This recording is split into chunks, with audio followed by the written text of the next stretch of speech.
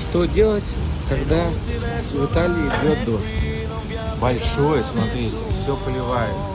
Река образовалась, в гор бежит. Ее не было здесь.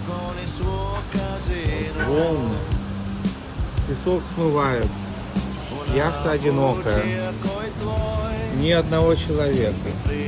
Это, конечно, нужно идти в магазин.